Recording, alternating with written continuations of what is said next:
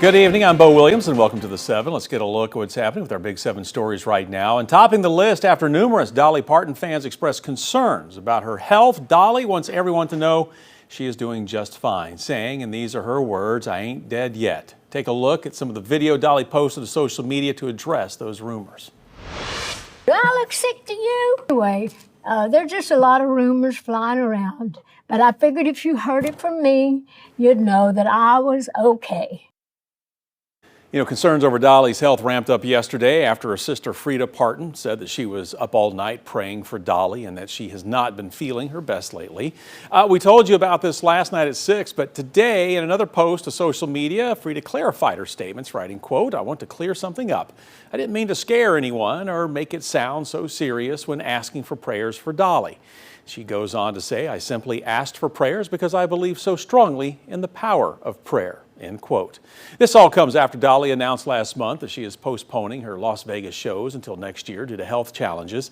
At the time, she said that she was going to have some procedures. Previously, the 79-year-old also missed a Dollywood announcement saying that she had kidney stones. But today, in her video, Dolly said she's still working hard and that those procedures were for nothing major. She adds that she still appreciates the prayers.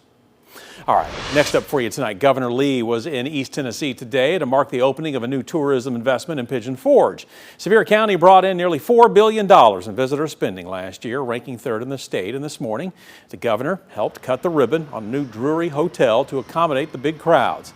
He says developments like this not only benefit the local economy via tourism, but also support the people who live here. Very important to us that we not only work on the economy in our big cities, but in our rural communities as well. So here in Pigeon Forge, in this region of the country, it creates opportunity for Tennesseans that might not be given to them otherwise. Now, the new hotel will employ 75 full-time and part-time staff members. And when you think of tourism here in East Tennessee, you can't forget about the Great Smoky Mountains National Park. A local, state, and federal partnership is continuing to keep the park open for now, despite the government shutdown. Understand how important the Great Smoky Mountains National Park is, not only to Tennessee, but really to the country. This is the most visited park in America, and we want to make sure it's open, especially during the fall when people are here because of the leaves and because of the time of year. You know, last week we reported various governments and groups are shelling out nearly $62,000 a day to ensure the park is fully operational. And today we asked Sevier County how long it can continue helping to keep the national park open. Spokesperson told us that at the moment, an agreement currently only ensures the park will remain open and fully operational through October 19th. Now, that spokesperson adds Sevier County and the partnering agencies are continuously monitoring what is happening in Washington. All right, new developments tonight on the 7 for you. A Harriman City Council member and his son, a City of Harriman firefighter, have now resigned from their positions. This update comes on the heels of yesterday's news that they were indicted by a grand jury in connection with a fatal shooting. Now, as we've been telling you, this story takes us back to August to a party at a Mr. Clean business in Harriman. 9th Judicial District Attorney General Russell Johnson says the party involved underage drinking, marijuana vape pens, and guns. It resulted in a shooting that left 18-year-old Holden House dead.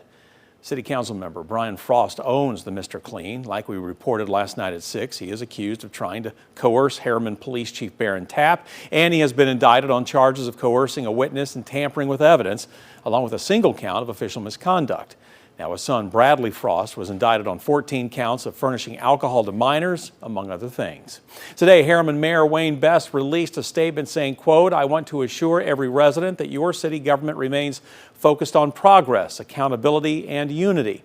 Together, we will continue building a brighter future for the city of Harriman," end quote. All right, we're continuing down our list now. Tonight, 6 News is finding a connection between 2 separate stories that have been in recent headlines, one involving an attempted murder investigation and another dealing with a deputy's resignation. Hancock County Sheriff Brad Brewer confirms that Chief Deputy Bill Evans of Claiborne County resigned after he witnessed a fight that led to Colby Seals being charged with attempted second-degree murder. That fight happening in Hancock County back in August. At the time, the Tennessee Bureau of Investigation said that an off-duty deputy, who we now know to be Evans, was at the fight but was not directly involved. TBI says Seals kept hitting the victim even after he lost consciousness, causing critical injuries. On Monday, a Hancock County grand jury indicted Seals. He was arrested and booked into jail on a $100,000 bond. Next on the 7 for you, a person has been charged after an investigation into suspected drug exposure at the Sevier County Jail yesterday. Staff began investigating after noticing a gathering and unusual behavior in one of the female housing units. Correctional officers observed signs consistent with possible drug exposure. Now, a county spokesperson wrote that the condition of all inmates were reported as stable.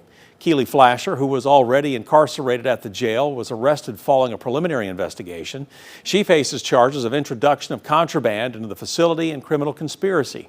Additional charges are pending.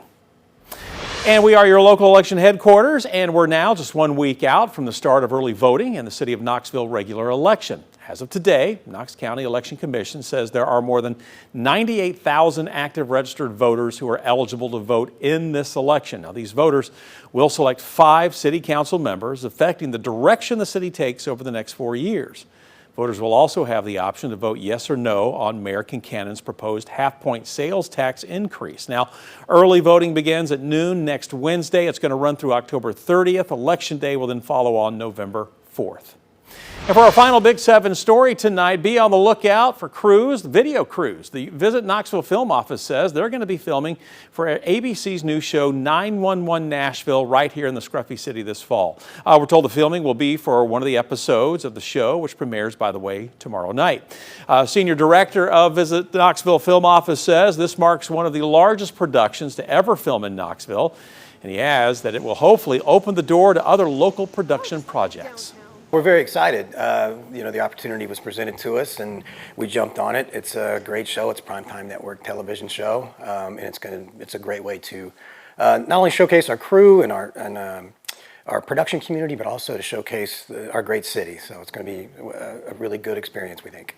You know, despite some of the show being filmed here in Knoxville, 911 Nashville is usually set in Nashville. No shock there, right? The series follows the lives of emergency responders, such as firefighters, paramedics, police officers, as they face life-threatening situations. By the way, you'll be able to watch the show right here on WATE 6. It premieres tomorrow night at 9 o'clock.